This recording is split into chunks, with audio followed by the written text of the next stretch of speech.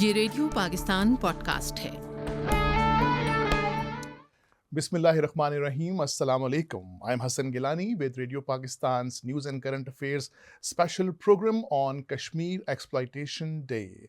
This marks the 6th anniversary of the Black Day in the history of the Kashmir issue.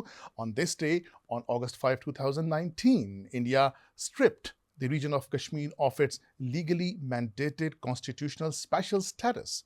And since then, we have been seeing constant bickering, constant chaos, constant problems in the state of Kashmir. India tried to put Kashmir at the back burner through this issue, but what we have recently seen as the issue is now back in the limelight as a result of the unprovoked aggression carried out by India in this year against Pakistan. And as a result of that, Pakistan responded with full force in the form of Operation Banyanul Marsus.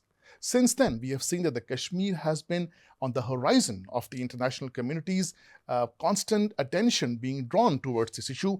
And once again, India's policy backfired, India's step backfired, India's illegal action paid very heavy price in terms of India now once again being urged by the international community to find a solution to this issue. It was just days after the conflagration between India and Pakistan that we saw a statement coming from the US president saying that this issue needs to be resolved, and he even offered his mediation in terms of finding a solution to this issue. So 6 years down the road, where do we stand? To discuss the current situation in the Indian illegally occupied Jammu and Kashmir, we have got a very distinguished panel of discussants with us today.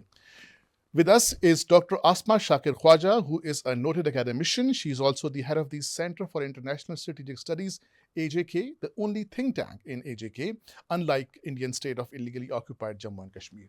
With her is prominent Kashmiri leader Altaf Hussain Wani, who is also the head of the Kashmir Institute of International Relations. And on my left is Mrs. Shamim Shawl. She's a senior representative of All Parties Hurriyat Conference. Welcome all of you on this special podcast of Radio Pakistan. Thank you. Thank you so much. So starting off with you, Dr. Asma, 6 years down the road, India tried to strip Kashmir of its special status. We all know that the strategy was to turn a Muslim majority state into a Muslim minority state by having outsiders settled in Kashmir and deprive the Kashmiri people, the genuine inhabitants of the region, of their constitutional rights to education, political freedom, and all the other privileges that they had. 6 years down the road, where do we stand? Where do we stand? More importantly, it is important where does India stand right now? Why? Because we didn't change any status quo. Neither we violated international law, neither we violated UN resolutions, nor we violated Shimla agreement between the two bilateral agreement. So it is really important that Modi, who abrogated Article 370 on 5th August 2019, under the false promises of normalcy, economic well-being, economic progress, where does occupied Kashmir stand today? And recently, few months back in May, the Pahalgam incident, we call it a false flag operation. Modi is trying to use it for domestic, to appease domestic radical Hindu vote bank. So the occurrence of that one incident shows that Kashmir issue, Kashmir conflict should be resolved. The conflict management tactics at regional and international level are useless when it comes to Kashmir, because it's a conflict between two nuclear powers. Right. So it is the right time that Kashmir conflict management should be transformed into, shifted to Kashmir conflict resolution Right. once for all.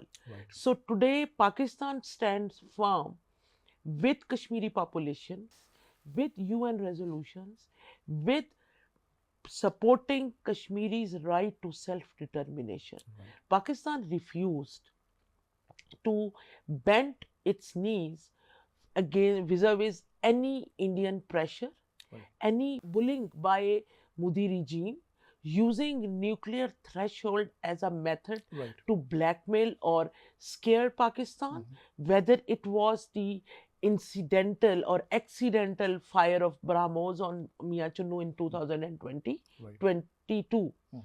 And whether it was any other way, FATF we call it, any other kinetic or non-kinetic tactic adopted by Modi to pressurize Pakistan to stay away Right. from supporting Right. our Kashmiri Right. brothers. Mr. Altaf Hussain Wani, let me ask you, when India launched this illegal and unprovoked aggression against Pakistan in May this year, not even in the wildest dreams they would have thought that this would backfire in such a way that Pakistan, under the Operation Banyalul Marsoos, would give them a bloody nose in such a way that the Kashmir issue is going to be on the horizon, in the limelight, at the top of the international agenda as an issue to be resolved. Uh, was something that India had anticipated, or do you believe that it's just a surprise for them? I think India miscalculated Pakistan's strength at that time. On one hand, as Dr. Syed was telling you, that this false flag operation was done by the Indians to cement their radical Hindu vote bank in different states of India. And on the other hand, to convince the international audience that Pakistan is transporting terrorism in Kashmir, which they always did in past. And soon after the Pahalgam, they accused Pakistan of doing it. But thanks to the Pakistani, I think the Foreign Office and Pakistani political leadership, military leadership, and all those, and media of Pakistan, the way they conducted themselves this time, and that all the Indian propaganda went in vain. Nobody was, there was no taker of Indian propaganda at the international level. Right. This was on the one hand. On the other hand, what some of the experts in India or otherwise, some of our experts also on different channels would say that Pakistan is not in a position to fight a war for a long time. It will Sure. there will not be that traditional war for a long time. That myth was also destroyed Busted, yeah. by this. So in all, we will say that Pakistan's supremacy in kind of military supremacy was proven in this. One hand, the Pakistani Air Force, the way they did, the way they down the Indian rifles when Modi in Yes. way back in 2019 said if we had rifles, now they had the rifles, those rifles were also down. So supremacy of Pakistan in terms of its military strength, the resolve of the people, and Pakistan's diplomacy at international level. At all fronts, we could say we were in a way able, on one hand, to defeat Indian propaganda, to defeat India's nefarious desires, to defeat India's military, and on the other hand, we were able to tell the world, and world came to know that it is Kashmir. This all has happened, and without resolving Kashmir, there cannot be peace in this region. Indeed. So that's why the President Trump and others showing in, and President Trump owned it, though India off and on says that no, we did it mutually, but he always says that I have done it. He takes the credit of it, and for that. And he has said this so many times. I can't even keep a count of how 24 times. But the good thing in presence of Modi also. Absolutely. But the most painful thing for India could possibly be that recently, when India was not wanting to acknowledge the loss that they suffered, Trump himself said that 5 aircrafts of Indians have been down. So what more credible a claim could there possibly be when the US President himself says that this is the loss suffered by India? Coming to you, Mrs. Shamim Shawl, you are a very active member of the APHC and a strong proponent of the rights of the Kashmiris. If you look at the situation post 2019 August 5 till now in retrospect, how do you analyze the situation? Do you believe that India has been able to gain the desired results, or the nefarious designs that they had set for themselves, the target for themselves, have they been able to achieve that? Thank you very much. But just I would include something which Wani Sahib and Dr. Sahib said, that what India did is, number one, they just internationalized this issue. And that before that, 2019, we were seeing that there was deprivation of civil rights. Then people were not allowed to have the communication, although they have no communication with the people outside the world. But after this 2025, what we have seen, what we observed outside, that people have discovered Pakistan and they are telling the people that what is going next, what will be Pakistan doing, what is the position of Pakistan at this time, and what is the position of Kashmiris. Sure. Because they have seen the Kashmiris telling everybody, the media, I think 200 media, these correspondents were in Kashmir during these days when the false operation was done, Pahalgam operation, and they were telling the people that what we should punish the Pakistan and what type of punishment it should be. Right. But there was none among the Kashmiris Right. who said that we should do this and that. They said it is between the India and Pakistan, and nothing has to, we will say nothing about the Pakistan. It is not the Pakistan, it is not our question. Question is restore the peace and have the peaceful dialogue between India and Pakistan. As the primary party, as all parties at conference always said that we should sit on the negotiating table. But one thing is clear, that after this false flag operation, that all over the world we have seen the position of Pakistan is very clear, very strong, and people have to rethink that internationalizing, although it is India who internationalized the Kashmir issue once again, because after 2019, the 5th operation, the 5th of August operation, they have restricted everything, civil rights. Yes. They have restricted, even the people are not allowed to have the marriage ceremonies in the hotels, and they had to go to the district magistrate to get the permission, and therefore they are not allowed to hold any rally. They cannot talk anything about their own rights. If there is no electricity, they cannot hold a rally against that. All the civil rights, all the political rights, economic have been curbed. But one thing is that after that, people are very, very relaxed. We have seen that the punishment given to the Kashmiris by Modi's regime or by Indians was, now they have I think a little bit slight atmosphere that they speak to each other. We have seen on the Facebook, we have seen on the Twitter, although it is not shown to everyone, but we got some messages from that it was a wonderful action. And for once for all, India has learned a lesson that never underestimate Pakistan.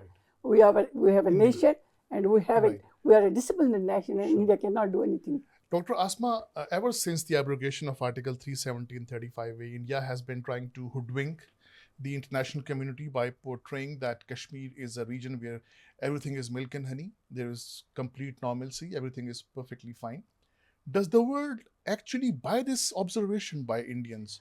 I would say that right after 6 years, the flawed and over-ambitious, prestige-based policies of Modi regime have busted the myth of, or the bubble of, normalcy in Kashmir. Now, whole world knows that there is nothing normal in Kashmir, what Modi wanted or trying to portray. Here it is again important to mention that Operation Sindoor by Modi, that was based on a civilizational playbook. That is not something new. The whole idea was extracted from the Indian strategic culture, which is based or which supports numerical superiority. And under that illusion or this overconfidence of having numerical superiority over Pakistan military, Modi launched this futile and fatal, I would say, campaign. But Pakistan's strategic culture, Pakistan's strategic thought, that is based on that passion for your own homeland. Number two, tactical excellence. As you know, Islam doesn't believe in numbers. If we talk about Ghazwa Badr, Islam believes in that how faithfully you are willing, you are convinced to defend your motherland and the cause. So that was the difference. And while calculating this, the India's preparedness for this Operation Sindoor, Modi was unable to rightly calculate Pakistan's preparedness.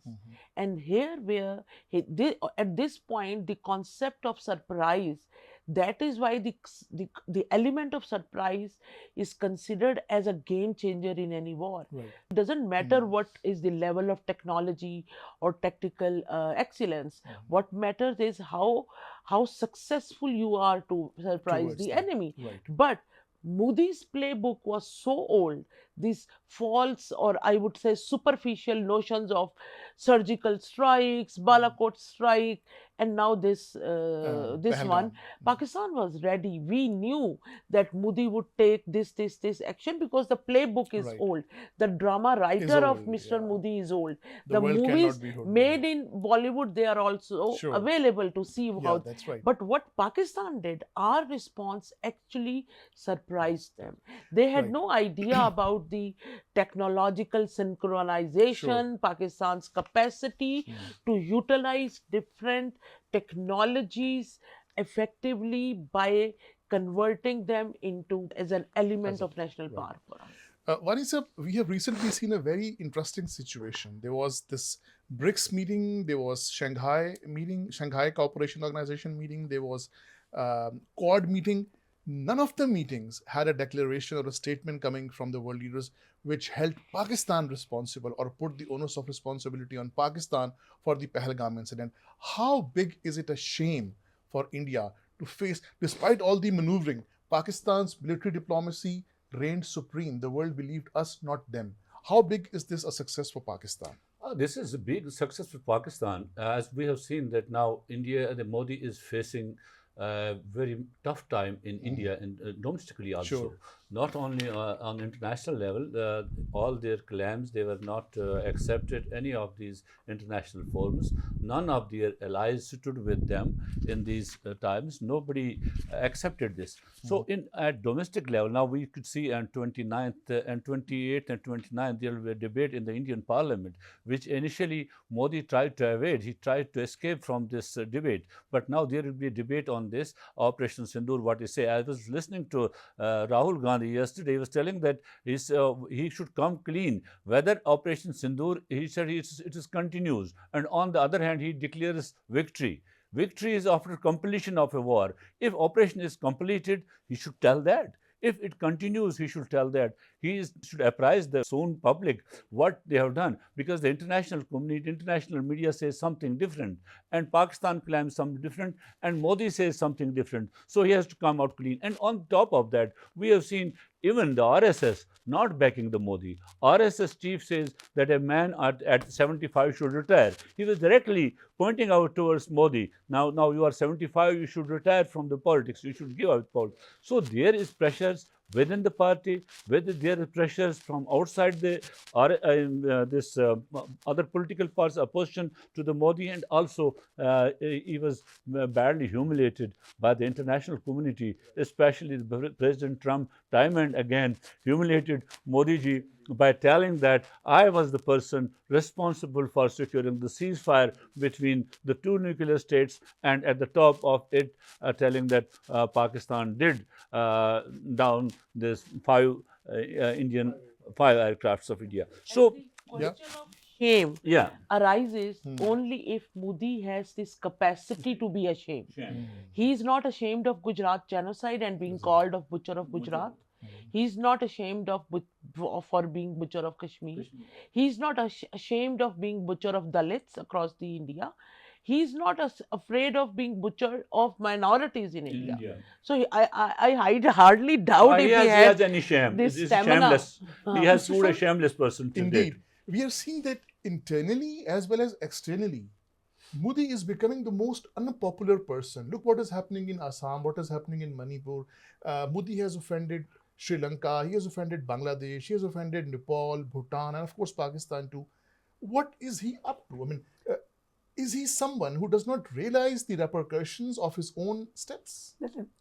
Listen, that he was just on, when we were watching the Indian channels, he was asked by his own people that Modi has not consulted the neighboring countries, Sri Lanka, Bhutan, or China, or Afghanistan even. But he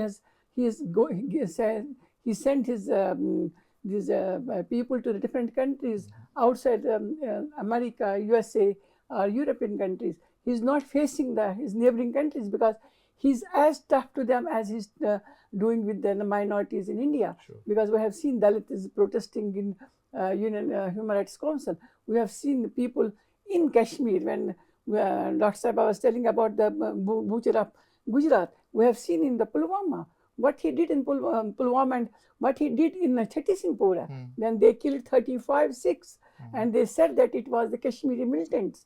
But later on, when it was, I think, after 3 or 6 months, it was known that it was the Indian Army who did it to make Clinton's visit successful. And at this time, we were, before this operation Banyan al-Marsi, we were just after that, there should be something very bad with the Kashmiris if Trump visit India, that maybe 200 or 100 or thousands of Kashmiris will be killed. And say that these are the Kashmiri militants. That the lives of those Sikhs could be saved if I and dropped the visit to and India. he wrote in his book. Ma'am's that- fear is Madam correct. Albright's books forward. Book is he wrote Yeah. that. Dr. Wani, when we see a statement coming from US President that the issue of Kashmir needs to be resolved, and he says that he's ready to play his role even, does that also help towards stirring the international bodies, particularly the UN, out of their deep, long-standing slumber, and they should do something about the issue? Because US President saying, of course, has a lot of weightage internationally. How does that help in terms of reigniting the sentiment, international sentiment, in the favor of the Kashmiris? Yeah, of course, U.S. President is saying this, that he's ready to play a role, and claiming time and again that this ceasefire was achieved through his intervention, and he said if this war could have ended in a nuclear war. So this has ignited the international conscience, I would say. We have seen that the way our foreign minister and deputy prime minister is interacting with the international personalities at UN, the way United Nations Secretary General did state about it, that he is also ready to play a role in negotiating the Kashmir issue. As India's claims that Kashmir is a gone issue, they have resolved it, that has now, I think, gone now. Because in the 2 UN reports already, the United Nations High Commissioner said that the right celebration of people of Kashmir is alive. It is there because they have not exercised it. Likewise, when the India said that the report of the High Commissioner is malicious, fallacious, written in a comfort zone, at that time also the United Nations Secretary General said the High Commissioner's report represents the UN's voice. Indeed. So at any time, at any level, we could see the countries, the leadership at international level does feel that without solving the Kashmir, you cannot achieve peace in this region. So the intentions from the Indian side and the type of leadership Indians have at this time, who are not even ready to talk to anything, that has created a fuss in this world, and in, at least in this whole of the region. When we talked about earlier that this century will be the Asia century, Asia will furnish, and unfortunately Asia saw a fascist like Modi, a leader in this region, and which has kept hostage whole of this region because of his fascism, because of his... This brings me to a question for you, Dr. Asma, that as you know, currently we are a member of the non-permanent member of the UN Security Council, and we are also holding the rotating 1-month presidency of the UN Security Council. Mr. Dar is already there in Washington. Recently, a resolution has been passed by the UN Security Council, which was, of course, put forward by Pakistan, which calls for resolution of all the issues that need to be resolved, including the issue of Kashmir. So, with Pakistan having the presidency of UN Security Council and this resolution being passed, put by us, how does that give an impetus to Pakistan's international efforts to find a solution to the issue of Kashmir? See, definitely Pakistan never showed any disinterest throughout the history in the resolution of Kashmir conflict. So this latest resolution is another effort to remind the world that they cannot leave conflicts unresolved, and through this the lives of billions of people at the mercy of radical elements. See, when we see Modi's this Operation Sindoor, how it defined India at international forums. It defined India as an irresponsible state actor. Sure. It defined Indian government as a government which is not concerned about a nuclear holocaust, a government which response is not proportioned to the threat, and their unwillingness to calculate the possibilities of a nuclear war in their cost effective analysis, that shows that how irresponsible revisionist state actor India is. And that is what gave strength to Pakistan's position.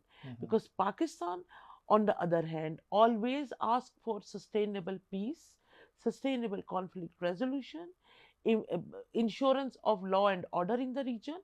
Don't forget that India is trying to pitch itself for the last several years to be the leader of global south. Yes. Mr. Shawl, the core of this discussion, of course, is the Kashmir Exploitation Day.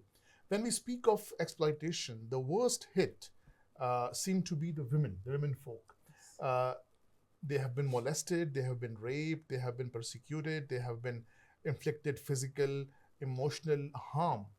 How has the state of women been, or currently is, in the state of Indian illegally occupied Kashmir as a result of this constant and relentless persecution, brutalities, atrocities by Hindutva-led Modi regime against the harmless and the most innocent women in Indian illegally occupied Like, Jammu? we have never seen India as an Indian human beings. We have seen Indians as I should not say the word. It is very difficult for me that we have not seen humans. We have seen the beasts, because in the shape of Kuran Pushpa. You have heard about the Kuran Pushpa, and it has been mentioned in the UN Human Rights Commission's report that what happened to them. It were the Indian army, and they were the men, and men grown by their mothers. And I say that when Indian government or the Indian regime, when they didn't have any sort of sympathy for their own women, when they start this Operation Sindoor, they humiliated their own women. They humiliated the women in this. They make them this war of weapon. That by getting the sympathy of the people that they are humiliating, they humiliated the same. In the same time, they humiliated the women of Kashmir when they killed the people. They disappeared. They were disappeared, and they were in these graveyards which were unknown to the people. There's a latest example of Safiya. She was 17 years old, and we sent these stories. It is floated all over the world with the NGOs. Safiya, 17 years old when she was married. She was 17 years. After 1 year, she gave birth to a baby girl child. She was a girl, and then after 2 months, her husband was arrested. After 6 months, having an FIR in Srinagar, Safiya's husband was disappeared. And after 23 years, it is 23rd year of his disappearance, his mother died waiting for his son, but he is no more anywhere, and nobody is there to go to the court and play the case. She is not only one Safiya, there are thousands of women who are waiting for their ones who have been disappeared, arrested by India, arrested by the police, arrested by the Indian forces, and then disappeared after 2 or 3 months. And that is why we have the category of half widows. What is the international community, the world bodies, all the advocates, the champions, the proponents of the women's rights, what are they doing? Why are they silent? Why are they not taking any action? Why are they just confined towards passing resolutions, expressing concerns, urging India and appealing India? Why such an approach based on such timidity, I must say? I think that it was a myth that India has created, that he's an Asian tiger, and he's having the military in the billions, and he has a sophisticated weapon. But the myth is not now. It is over now. Now people are talking about. We have the friends outside. They said it is Israel and India, and British government is helping them when they are signatories of some these economic ties with India. They are criticizing them. But before that, we have not seen. Yes, we have not seen the international community coming to help the Kashmiri women, having some trauma centers, giving them some medical aid, or helping and supporting them economically. There was not a single international center. Although India they claim that these NGOs claim that India is not giving us this access to go Right. Kashmir. But still, we are waiting, Indeed. and we are seeing that there is a little change Right. in the mindset, because after this 2025 operation, Right. and the thinking Sure. has changed. Behavior of Indian occupying forces with Kashmiri women is in clear violation of UN Resolution 1325 on Women, Peace and Security, WPS. WPS is right now on the top of the agenda of all human rights organizations, UNO and international countries, because it's a binding Right. resolution. Right. But India shamelessly, and here it is important to mention that women in Kashmir conflict are victims and survivors, because after the deaths, disappearances of male members of their families, they are the sole breadwinner. Yeah, They they raise did. the family. Right. So they deal with their trauma, they raise their children, they manage their families. A woman who is not used to that, how to earn a money. Right. So we have to Indeed. give the desired respect to the struggle of Kashmiri mothers and Absolutely. Kashmiri women. Now, the next question is actually relative to what Dr. Shakir, Asma Shakir said. This discussion will not be complete if we do not bring up the aspect, the most important aspect of the economic repercussion of the steps taken on August 5, 2019.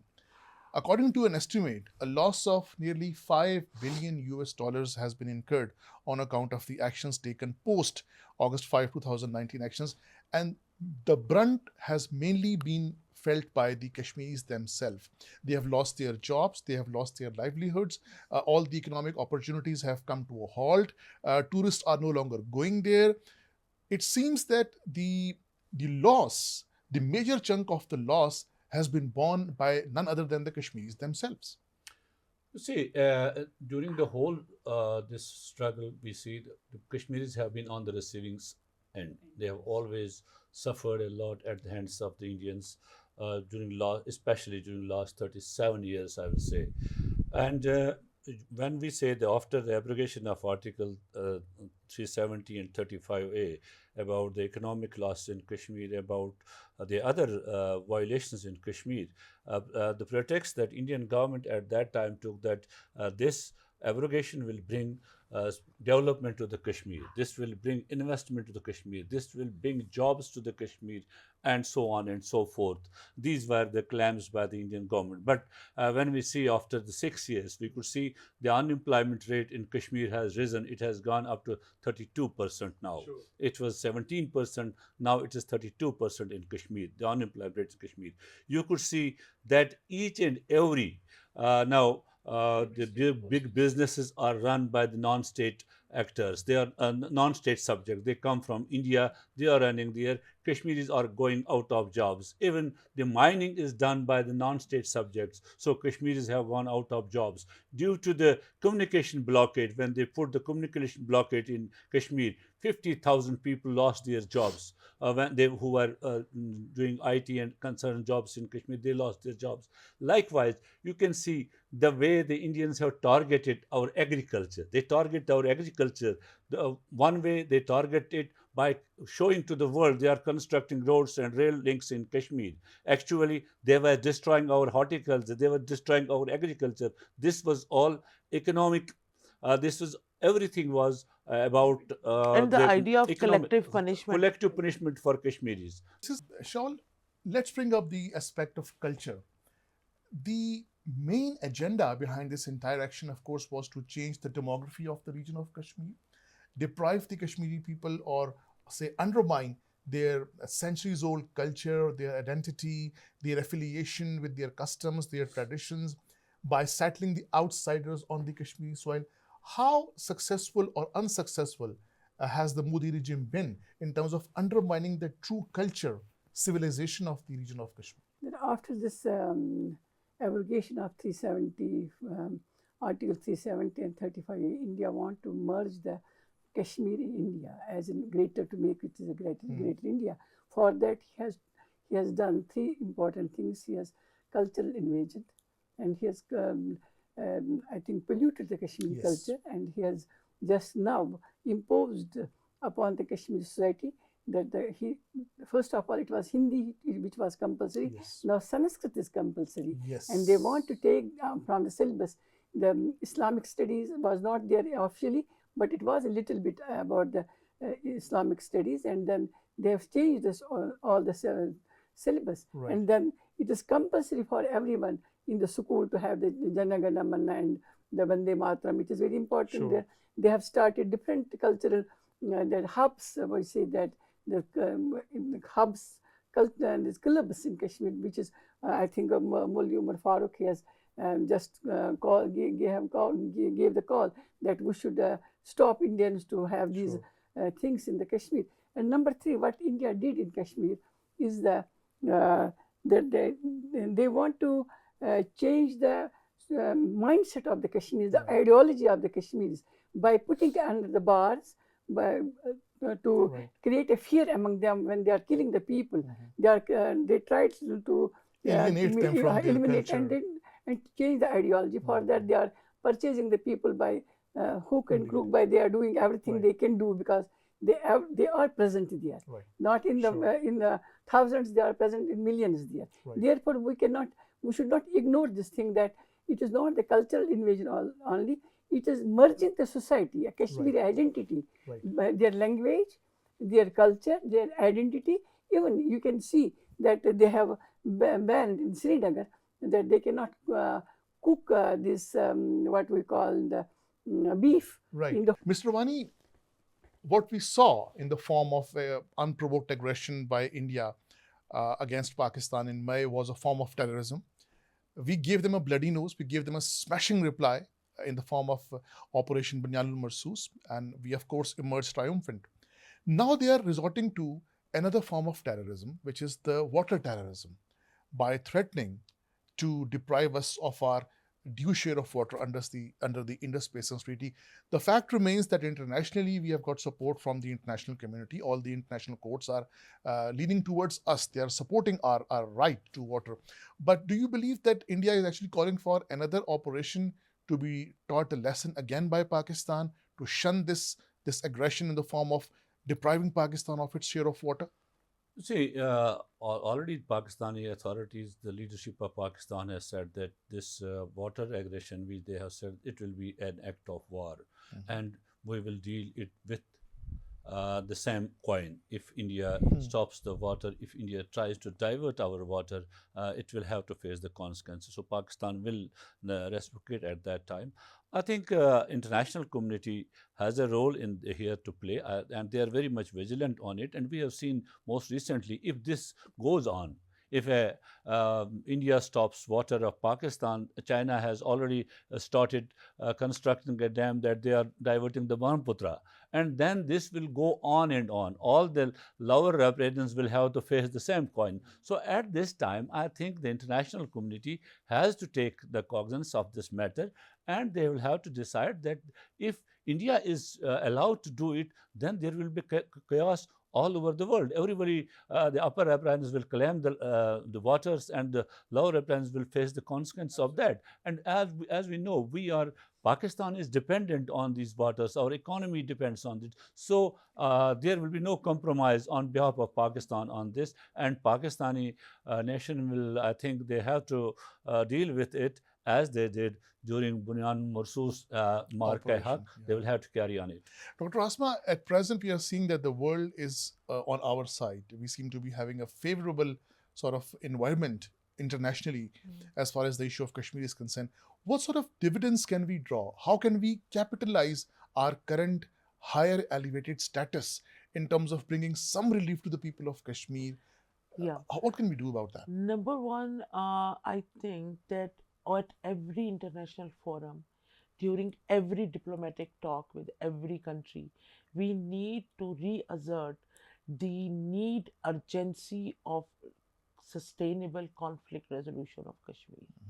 When we say that world is standing with Pakistan, I believe world is standing with peace, because for them Pakistan is synonymous to peace and strategic restraint right now.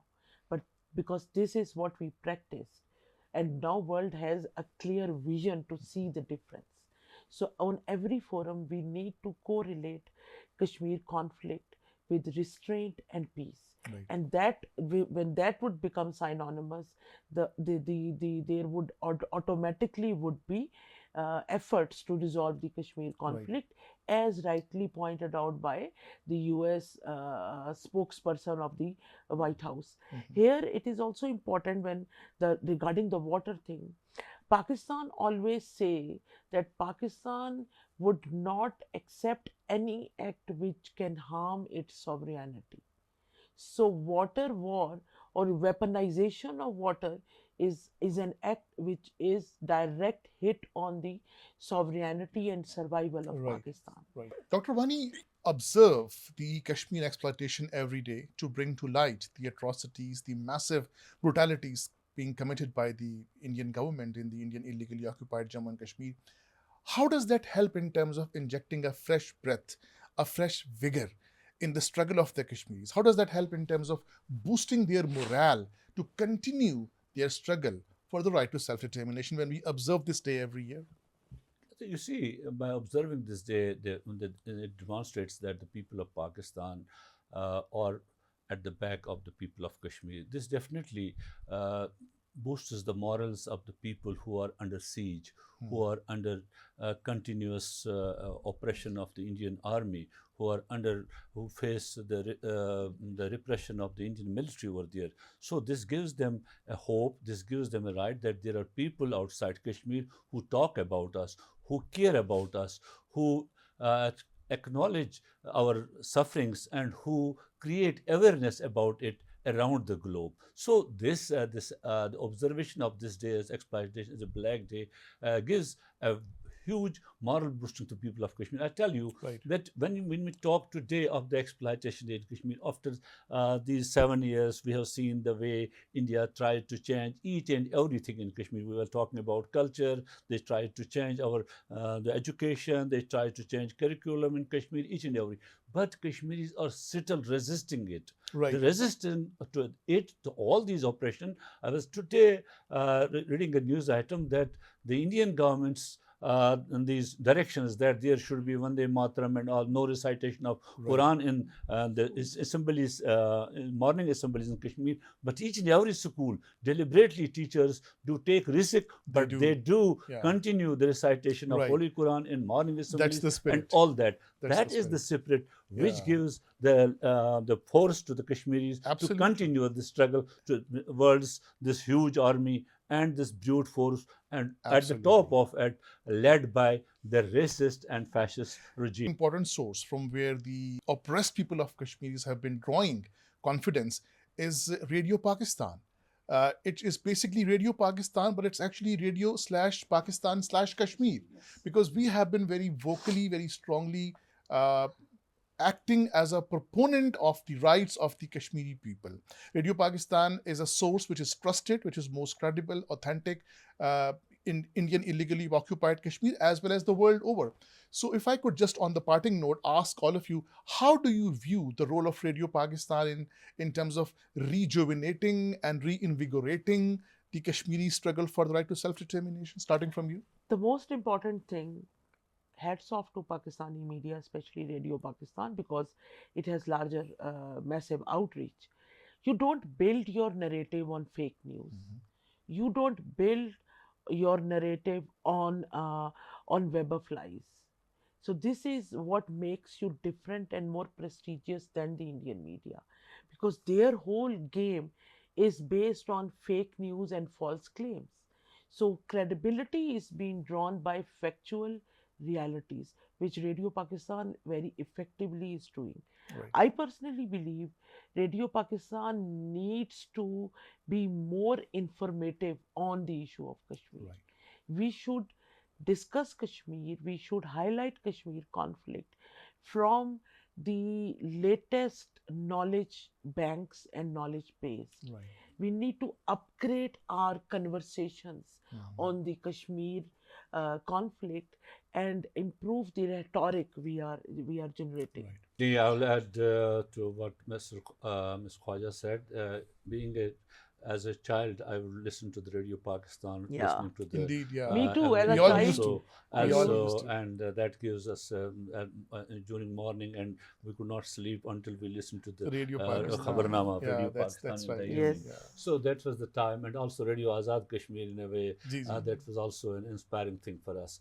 And as Dr. Khawaja said, that what we need to discuss this issue time and again and again, and also with the new knowledge. We have to, the knowledge is there, but we have to discuss that knowledge. We have to Radio separate Pakistan that can knowledge. create new knowledge on Can Yeah, create they can knowledge. create new knowledge. They can separate that Ah. knowledge all over, because in Kashmir we don't have the voice to Right. separate that knowledge. Absolutely. Because there is every chain, every lip is saved there, Right. and every hand is channed. So we need to do it from here. We have to protect what we talked earlier, the culture, the identity, the language of the Kashmiris.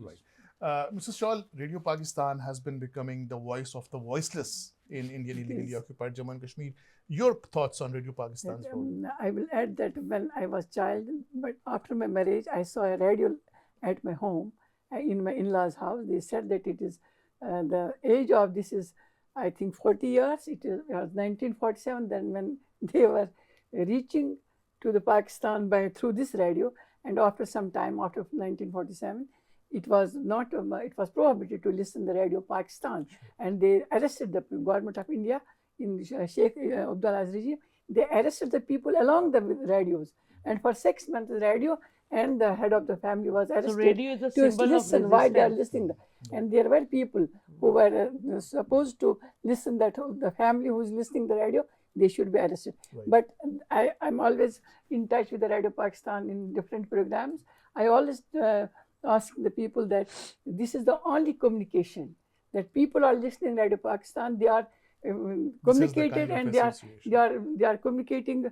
They cannot communicate, but they are listening the views outside the world. They are listening what is going on and what is happening in Absolutely. the world, and what is there are people thinking Right. about the Kashmir. Therefore, Right. the standard should be much more higher than it is. It is doing, alhamdulillah, wonderful job. Indeed, And indeed. it is not Radio Pakistan, it is Radio Pakistan and Kashmir. With this, we come to the end of today's program, the special program by Radio Pakistan's News and Current Affairs channel in connection with the Kashmir Exploitation Day. 6 years down the road, we stand at a point where we see that the constant repression, oppression, suppression by the Indian government has not been able to dent the morale of the Kashmiris. With each day, with each month, with each year, their struggle is gaining new strength and new vigor. And they will be, and they have been, and they will always continue to fight the Indian suppression with resilience and perseverance. With this, we would like to thank all our guests, Dr. Asma Khawaja, Altaf Hussain Wani Sahab, Mrs. Shamim Shawl. Thank you very much for being with us. With this, we end this special program. Our producer was Asadullah Khan, and executive producer was Ghulam Mujtaba Memon. Thank you very much for being part of the show. With this, we come to an end. Khuda Hafiz, Kashmir Zindabad, and Pakistan Zindabad.